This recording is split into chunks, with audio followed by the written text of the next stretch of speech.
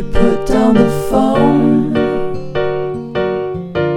you've nowhere to go. Get back on the road, yeah, it's so hard. Assalamualaikum warahmatullahi wabarakatuh. Perkenalkan, nama saya Irfan Dan nama saya Muhammad Riza. Kami dari mahasiswa Fakultas Hukum Universitas Bina Bangsa semester 7. Kami akan membuat video tentang legal opinion dari suatu kasus tentang tindak pidana seorang hakim yang terkena suap oleh penggugat. Nah, sebelum masuk ke dalam suatu kasusnya, kami akan menjelaskan terlebih dahulu tentang legal opinion. Di sini saya akan menjelaskan legal opinion.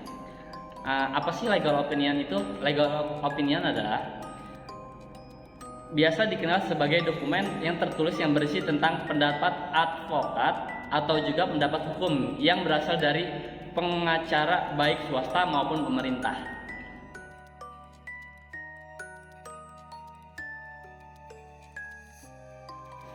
Apa tujuan legal opinion itu? Tujuan legal opinion adalah untuk mengidentifikasi dan menganalisis permasalahan hukum yang saat itu dihadapi oleh klien dari advokat atau konsultan hukum.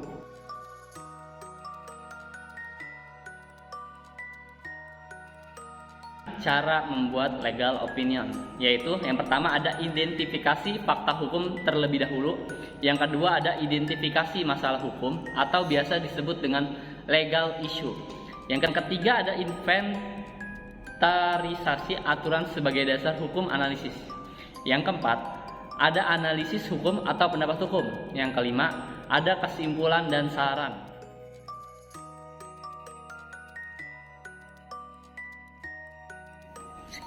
Kapan legal opinion dibuat?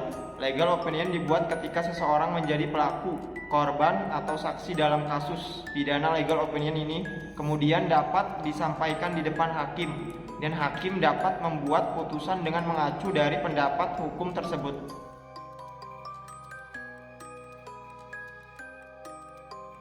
Siapa yang berhak mengeluarkan legal opinion?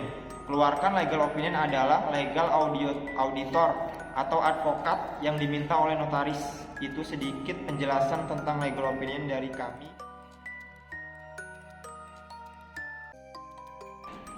Saya mau konsultasi hukum kepada Bapak Riza. Baik, tentang apa? Ada suatu kasus tindak pidana seorang hakim yang terkena suap oleh yang memenangkan gugatan itu.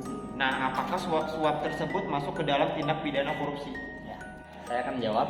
Yang pertama ada suap menyuap. Suap menyuap adalah suatu tindakan pemberian uang atau barang yang dilakukan oleh pejabat pemerintah yang bertentangan dengan kewajibannya. Nah, pasal suap menyuap itu diatur dalam pasal 210 KUHP yang mengatur penyuapan terhadap hakim dan penasehat di pengadilan. Hakim dan penasehat yang menerima suap tersebut diancam pidana oleh pasal 420. Nah, saya akan menjelaskan pasal 420.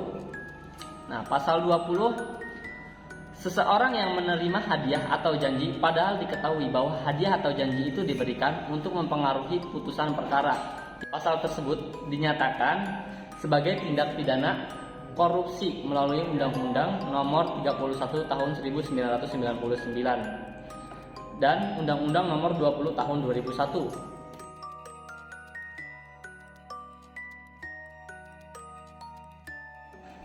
Ada beberapa langkah yang bisa dilakukan pemerintah agar celah korupsi tidak terjadi lagi. Nah, 1. Evaluasi sistem yang dianggap menjadi celah korupsi. 2. Kaji ulang proses tata kelola agar transparan. Dan 3. Bangun sistem pencegahan secara serius.